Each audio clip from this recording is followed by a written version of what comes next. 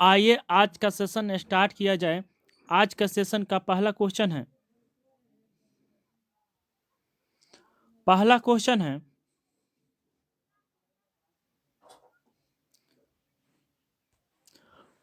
कि रामबन अनारदाना को किस राज्य के हाल ही में जीआई टैग का दर्जा मिला है। तो इनमें से कौन सा राज्य है कि रामबन अनारदाना को जीआई टैग का दर्जा मिला है। तो रामबन अनारदाना को कौन सा राज्य का है जो हाल ही में जीआई टैग का दर्जा मिला है। तो ऑप्शन 1 में उड़ीसा, ऑप्शन 2 में मध्य प्रदेश, ऑप्शन 3 में अरुणाचल प्रदेश, ऑप्शन 4 में है जम्मू कश्मीर। तो रामबन अनारदाना को कौन सा राज्य के हाल ही में जीआई टैग का दर्जा मिला है। तो इसका आंसर हो जाएगा जम्मू कश्मीर। इसका आंसर हो जाएगा जो रामबन अनारदाना को हाल ही में जीआई टैग का दर्जा मिला है। ऑप्शन 4 से हो जाएगा जम्मू कश्मीर। इसका आंसर हो जाएगा जो जम्मू कश्मीर के रामबन अनारदाना को हाल ही में जीआई टैग का दर्जा मिला है। ऑप्शन 4 से हो जाएगा जम्मू कश्मीर। इसका आंसर हो जाएगा जो रामबन अनारदाना को जीआई टैग का दर्जा मिला है जम्मू कश्मीर राज्य के।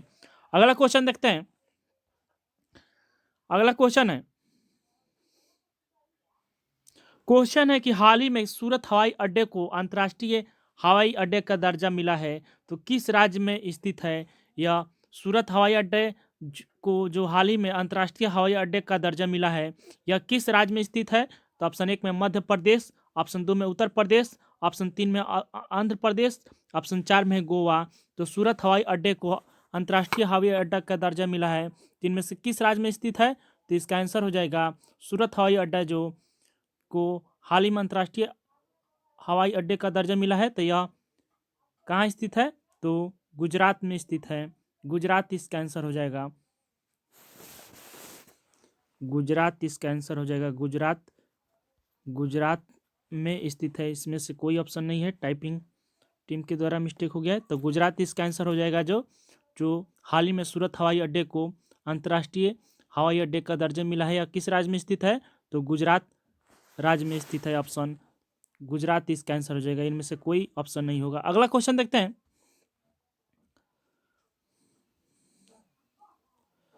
क्वेश्चन है कि हाल ही में ग्रीन हाइड्रोजन पायलट परियोजना का उद्घाटन कहाँ किया गया है। तो हाल ही में ग्रीन हाइड्रोजन पायलट परियोजना का उद्घाटन कहाँ किया गया है। तो ऑप्शन 1 में ऋषिकेश उत्तराखंड, ऑप्शन 2 में पटना बिहार, ऑप्शन 3 में लखनऊ उत्तर प्रदेश, ऑप्शन 4 में फरीदाबाद हरियाणा।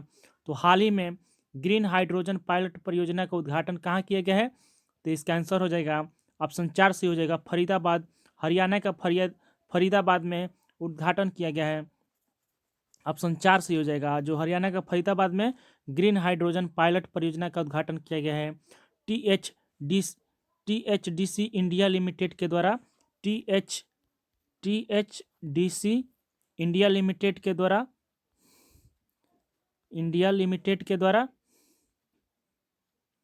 द्वारा हाल ही में ग्रीन हाइड्रोजन पायलट परियोजना का उद्घाटन किया गया है। कहाँ। तो फरीदाबाद में, हरियाणा के फरीदाबाद में किया गया टीएचडीसी इंडिया लिमिटेड के द्वारा ग्रीन हाइड्रोजन पायलट परियोजना का उद्घाटन किया गया है। अगला क्वेश्चन देखते हैं।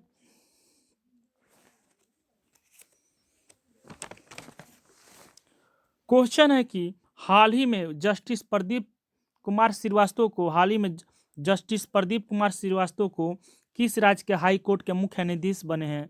तो हाल ही में जो जस्टिस प्रदीप कुमार श्रीवास्तव कौन से राज्य के हाई कोर्ट के मुख्य न्यायाधीश बने हैं। तो ऑप्शन 1 में बिहार, ऑप्शन 2 में झारखंड, ऑप्शन 3 में उत्तर प्रदेश, ऑप्शन 4 में उड़ीसा।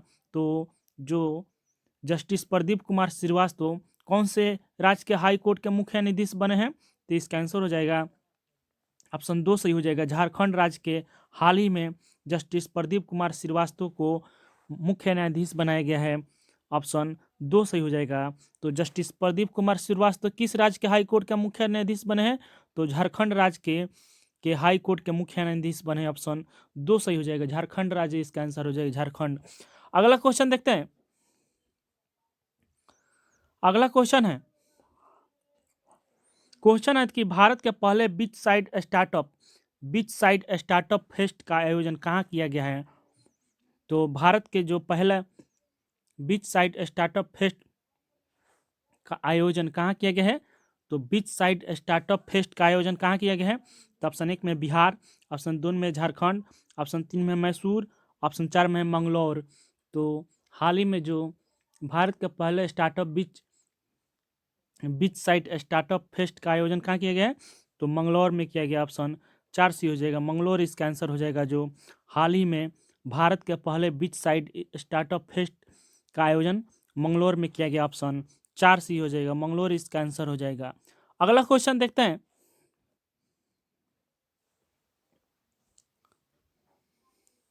क्वेश्चन है कि किस राज्य में विकसित भारत संकल्प यात्रा का सफलतापूर्वक संपन्न हुई है? तो इनमें से कौन सा राज्य में विकसित भारत संकल्प यात्रा का सफलतापूर्वक संपन्न हुई है? तो विकसित भारत संकल्प यात्रा का सफलतापूर्वक कहाँ संपन्न हुई है? तो ऑप्शन 1 में गुजरात, ऑप्शन 2 में हरियाणा, ऑप्शन 3 में महाराष्ट्र, ऑप्शन 4 में उत्तर प्रदेश। तो इनमें से विकसित भारत संकल्प यात्रा का सफलतापूर्वक कहाँ संपन्न हुई है? तो इसका आंसर हो जाएगा हरियाणा राज्य में, जो हाल ही में विकसित भारत संकल्प यात्रा का सफलतापूर्वक संपन्न हुई है। ऑप्शन 2 सही हो जाएगा, हरियाणा इसका आंसर हो जाएगा। जो हरियाणा राज्य में विकसित भारत संकल्प यात्रा का सफलतापूर्वक संपन्न हुई है। ऑप्शन 2 सही हो जाएगा, हरियाणा इसका आंसर हो जाएगा। जो ऑप्शन 2 सही हो जाएगा, विकसित भारत संकल्प यात्रा का सफलतापूर्वक हरियाणा राज्य में संपन्न हुई है। ऑप्शन 2 सही हो जाएगा। अगला क्वेश्चन देखते हैं। अगला क्वेश्चन है कि इनमें से किसने वर्ष 2024 को नेवी सिविलियन ईयर घोषित किया है? तो इनमें से किसने वर्ष 2024 को नेवी सिविलियन ईयर घोषित किया है? तो इनमें से कौन सा है जो वर्ष 2024 को नेवी सिविलियन ईयर घोषित किया है? तो ऑप्शन 1 में भारतीय थल सेना, ऑप्शन 2 में भारतीय वायुसेना, ऑप्शन 3 में भारतीय जल सेना, ऑप्शन 4 में इनमें से कोई नहीं है। तो इनमें से किसने जो वर्ष 2024 को नेवी सिविलियन ईयर घोषित किया है? तो इसका आंसर हो जाएगा ऑप्शन भारतीय नौसेना। जो भारतीय नौसेना जल सेना यानी नौसेना, जो हाल ही में वर्ष 2024 को नेवी सिविलियन ईयर घोषित किया है। ऑप्शन नेवी सिविलियन ईयर, भारतीय नेवी ने हाल ही में भारतीय नौसेना ने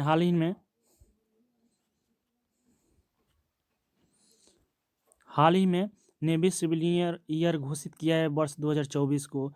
तो अगला क्वेश्चन देखते हैं। अगला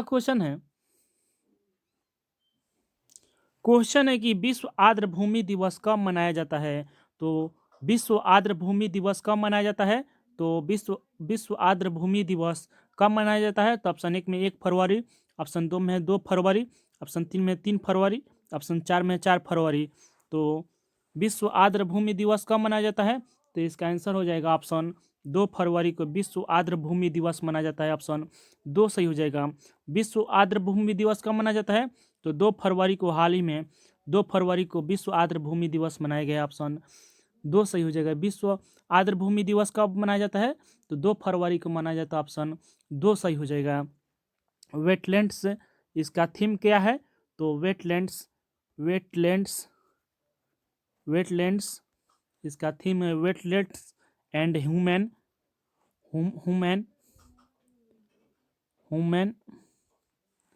wellbeing. Wetlands and human wellbeing इसका थीम है वेटलैंड्स ह्यूमन वेलबींग। अगला क्वेश्चन देखते हैं।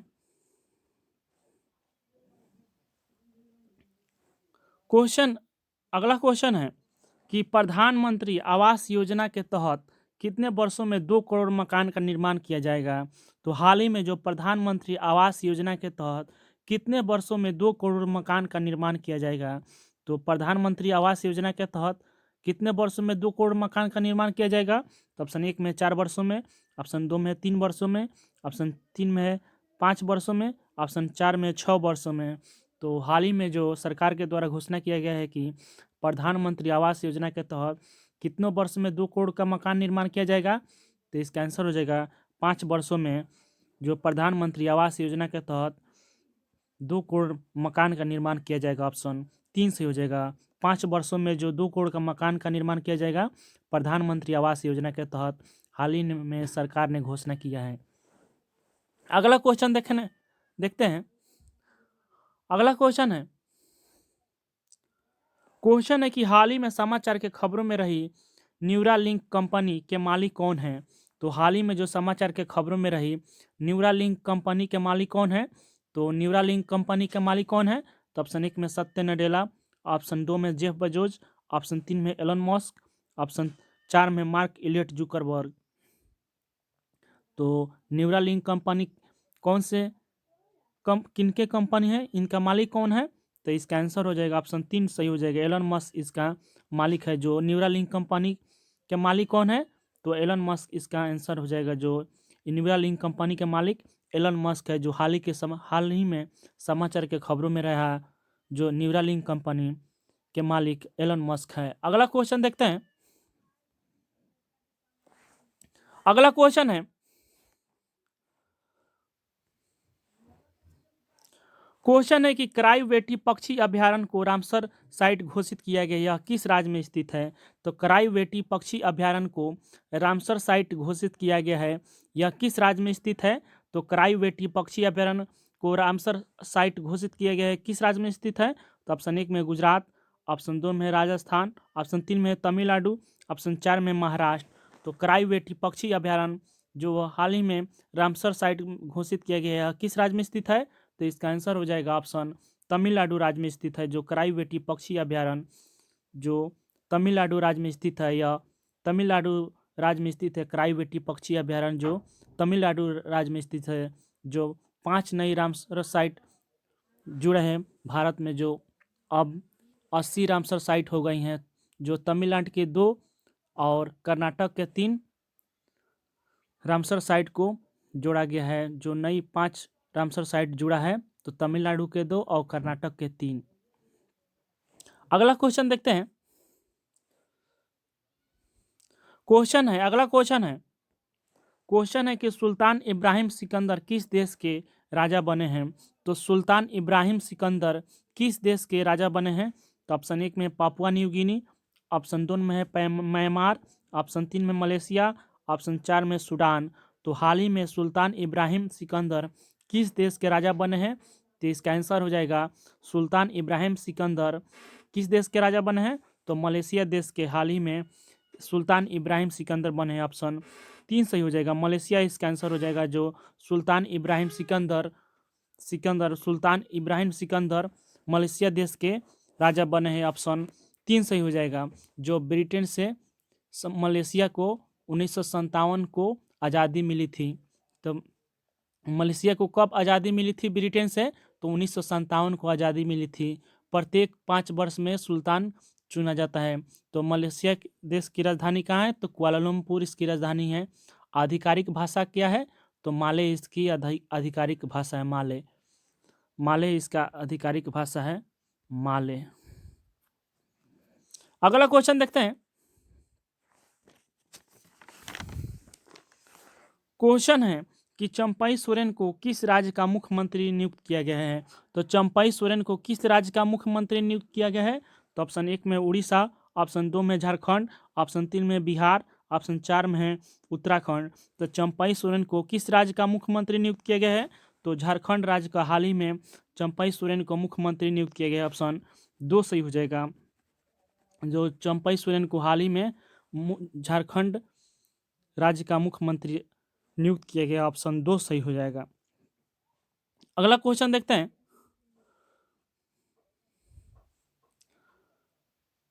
क्वेश्चन है कि हाल ही में किस कंपनी ने मानव रोगियों में पहली बार ब्रेन चिप प्रत्यारोपित की है। तो इनमें से कौन सा कंपनी है जो मानव रोगियों में पहली बार ब्रेन चिप को प्रत्यारोपित की है। तो ऑप्शन 1 में न्यूरालिंक कंपनी, ऑप्शन 2 में अमेजन, ऑप्शन 3 में एप्पल, ऑप्शन 4 में गूगल। तो इनमें से कौन सा कंपनी है जो मानव रोगियों में पहली बार ब्रेन चिप प्रत्यारोपित की है। तो इसका आंसर हो जाएगा न्यूरालिंक, जो कंपनी हाल ही में चर्चा में रही, जो मानव रोगियों में पहली बार ब्रेन चिप प्रत्यारोपित की है, जो एलन मस्क की कंपनी है। एलन मस्क की कंपनी कौन है। तो न्यूरालिंक कंपनी है, जो हाल ही में मानव रोगियों में पहली बार ब्रेन चिप प्रत्यारोपित की है। अगला क्वेश्चन देखते हैं। अगला क्वेश्चन है कि जनवरी 2014 में द इंडियन इकोनॉमी और रिव्यू शीर्षक में रिपोर्ट जारी की है। तो जनवरी 2014 में द इंडियन इकोनॉमी रिव्यू शीर्षक में रिपोर्ट किसने जारी की है? तो ऑप्शन 1 में विदेश मंत्रालय, ऑप्शन 2 में पर्यटन मंत्रालय, ऑप्शन 3 में वित्त मंत्रालय, ऑप्शन 4 में रक्षा मंत्रालय। तो जनवरी 2014 में द इंडियन इकोनॉमी रिव्यू शीर्षक में रिपोर्ट किसने जारी किया है? तो इसका आंसर हो जाएगा ऑप्शन वित्त मंत्रालय ने जारी किया। जो the Indian economy the review शीर्षक रिपोर्ट किसने जारी किया है? तो वित्त मंत्रालय ने जारी किया है। तो द इंडियन इकोनॉमी रिव्यू शीर्षक में से किसने रिपोर्ट जारी किया है? तो वित्त मंत्रालय ने रिपोर्ट जारी किया है। जनवरी 2014 नहीं होगा, सॉरी 2024 होगा, 2024 में होगा। अगला क्वेश्चन देखते हैं।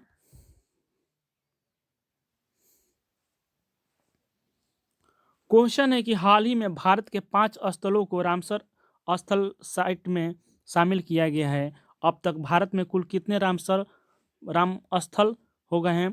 तो भारत में अब 5 स्थलों को हाल ही में रामसर स्थल में शामिल किया गया है। तो अब तक कितने भारत में कुल कितने रामसर स्थल हो गए हैं? तो ऑप्शन 1 में 77, ऑप्शन 2 में 80, ऑप्शन 3 में 84, ऑप्शन 4 में 97। तो अब कितने रामसर स्थल हो गए हैं भारत में? जो 5 नए रामसर स्थल जुड़ जाने से, तो हाल ही में कितने जुड़ा है? तो 5 जुड़ा है, जो अब कुल 80 रामसर स्थल हो गया है। जो ऑप्शन 2 सही हो जाएगा, 80 रामसर स्थल हो गया है। जो तमिलनाडु के 2, तमिलनाडु के 2 और कर्नाटक के 3, कर्नाटक के 3। तो अब 80 रामसर स्थल हो गया है। अगला क्वेश्चन देखते हैं।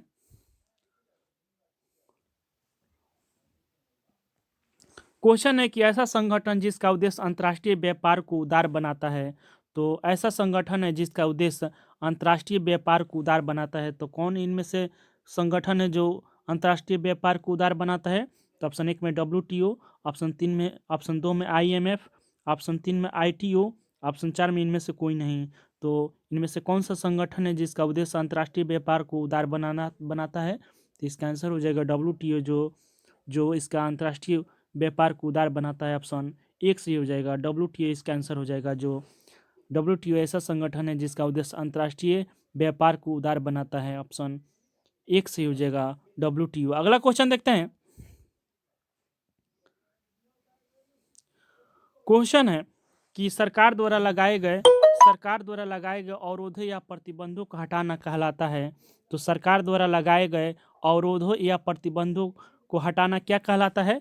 तो ऑप्शन 1 में ग्लोबलाइजेशन, ऑप्शन 2 में लिबरलाइजेशन, ऑप्शन 3 में है रीजनरेशन, ऑप्शन 4 में है एक्सपेंशन। तो सरकार द्वारा लगाए गए अवरोधों या प्रतिबंधों को हटाना क्या कहलाता है? तो इसका आंसर हो जाएगा लिबरलाइजेशन कहलाता है। ऑप्शन 2 सही हो जाएगा, लिबरलाइजेशन। जो सरकार द्वारा लगाए गए अवरोधों या प्रतिबंधों को हटाना लिबरलाइजेशन कहलाता है। ऑप्शन 2 सही हो जाएगा। अगला क्वेश्चन देखते हैं।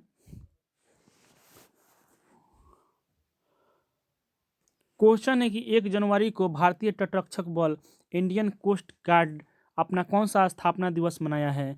तो 1 जनवरी को भारतीय तटरक्षक बल इंडियन कोस्ट गार्ड अपना कौन सा स्थापना दिवस मनाया है?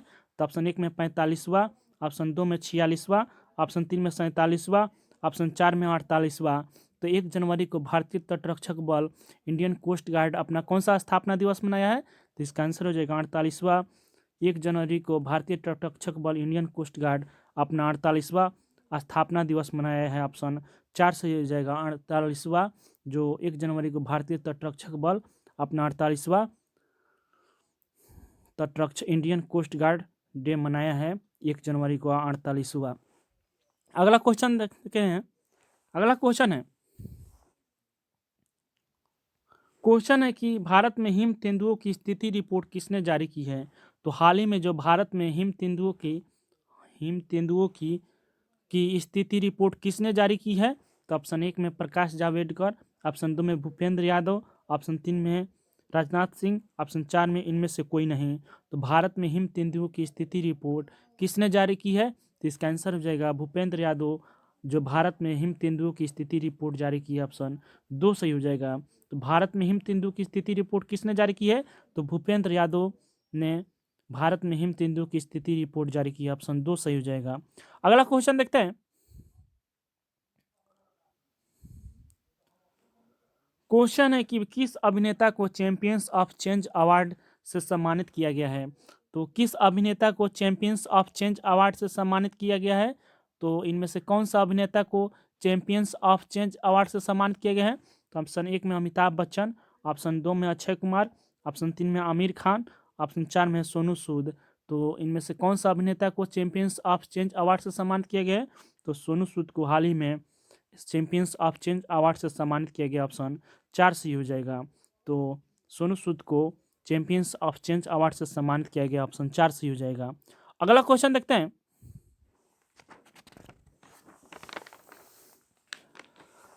क्वेश्चन है कि किस राज्य सरकार ने फाइलेरिया को खत्म करने के लिए मास ड्रग एडमिनिस्ट्रेशन अभियान शुरू किया है। तो इनमें से किस राज्य सरकार ने फाइलेरिया को खत्म करने के लिए मास ड्रग एडमिनिस्ट्रेशन अभियान शुरू किया है। तो इनमें से कौन सा राज्य सरकार है जो फाइलेरिया को खत्म करने के लिए मास ड्रग एडमिनिस्ट्रेशन अभियान शुरू किया है।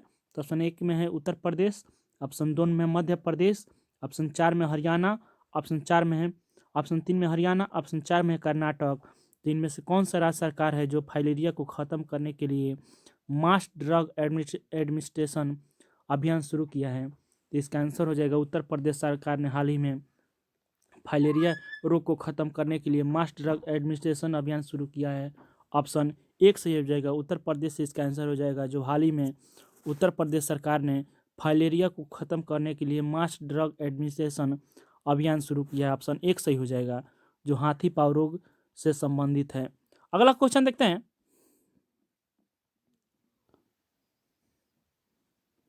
तो सेशन यहीं पर समाप्त होता है। तो सेशन को लाइक जरूर करें और शेयर भी करें और चैनल को सब्सक्राइब जरूर करें ताकि टीम मोटिवेट होकर आपके लिए काम कर सके। तो सपोर्ट जरूर करें। Thank you for watching, keep learning. Thank you.